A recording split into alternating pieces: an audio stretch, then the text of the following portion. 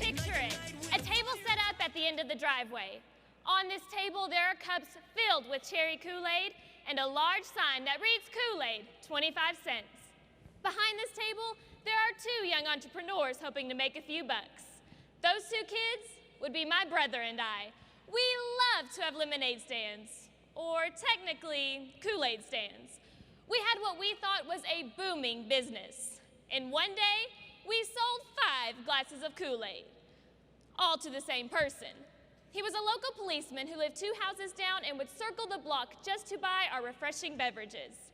Now, at the end of the day, we were $1.25 richer and felt very accomplished.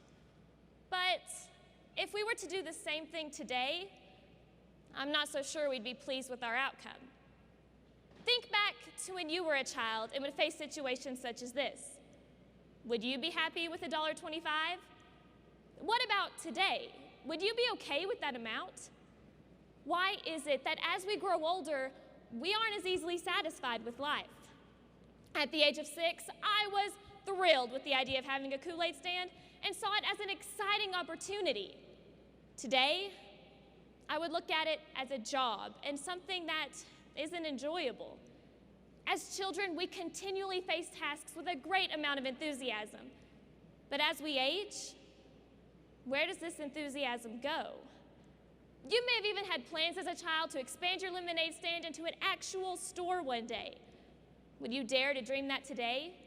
If you had kept the mindset you had as a child, what would you have accomplished today?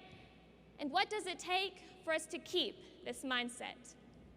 If we will go back to having dreams larger than ourselves and being enthusiastic in everything we do, we can find that childlike mindset. Our first step, though, is to dream big. Now, as a child, I had a true passion: basketball. I started playing at the age of 7, and I thought that I was a serious baller. I took every practice and game seriously because I knew that one day I would be playing for the WNBA. Now, what I thought I looked like on the court and what I actually looked like on the court were two entirely different things. I pictured myself as a swift runner with a killer layup. To the parents sitting in the bleachers, I looked a bit uncoordinated and confused. At the time, though, I didn't even think that I could look bad because I was so confident in my abilities as an athlete. It wasn't until I was in the 7th grade and joined the athletic program at my junior high school that I realized maybe I'm not the best basketball player ever. And I didn't just learn this from observation. I had fellow classmates remind me daily of my not so impressive athleticism. So I did what I thought I had to do. I quit. I figured if I wasn't good enough by this point, then I never would be. My ultimate dream of becoming a professional player for the WNBA went up in smoke.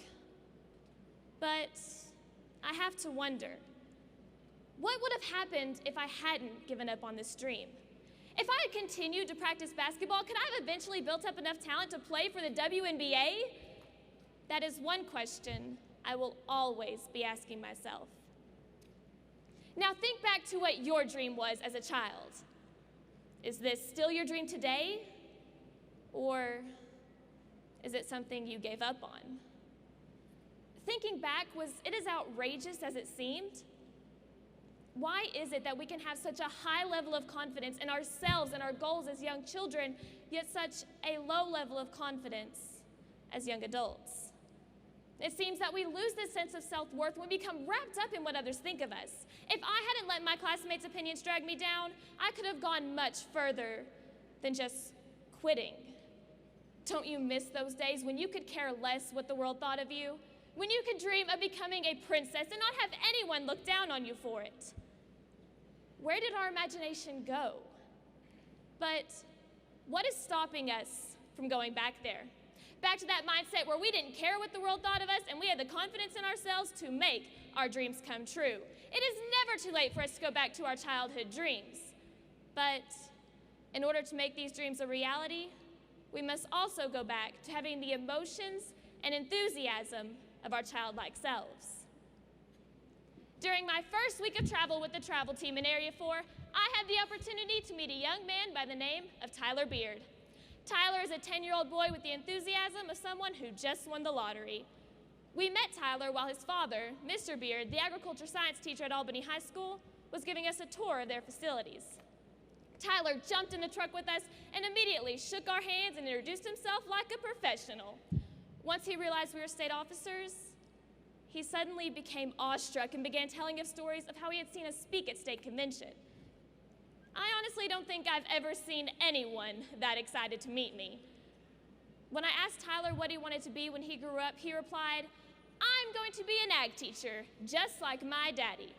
Except my ag truck will be a lot nicer than this one." Tyler's excitement to become an ag teacher just like his dad was truly inspiring. Throughout the year, I was able to catch up with Tyler at various FFA events as he prepared to take over his father's position. After meeting Tyler, I took a step back and looked at how my year as a state officer was going. Tyler made me realize that my excitement and enthusiasm was definitely lacking. It was then that I decided to change my attitude and start getting things done with as much excitement as I could muster.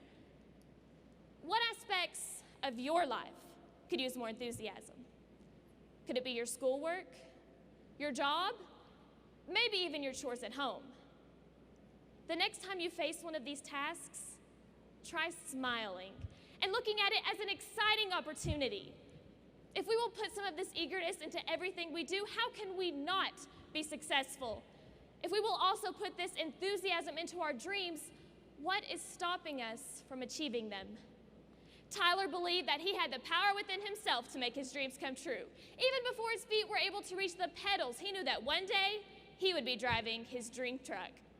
So let's get our energy up like Tyler's and prove that we can make our dreams come true as well. We all have the power within to make our dreams come true. We just have to overcome all of those silly little things that we think are standing in our way. When we allow ourselves to dream big and be enthusiastic, we can achieve things that we never thought to be possible. Right now, I want you to think of your biggest dream or aspiration that you don't see possible. Now, picture asking your 5-year-old self if you can make it happen. What would you say? My 5-year-old self would say, "You go, girl." Wouldn't you love to have the confidence of your younger self? This room today is filled with young adults, but I know that inside each and every one of us there is an eager child just waiting to come out. So why not let it out and go back to the days of magic and mystery? Let's not confine our imaginations to what the world says is possible. Texas FFA, it is never too late to change your attitude and perspective. So let's stop settling and start building these dreams with the mind of a child.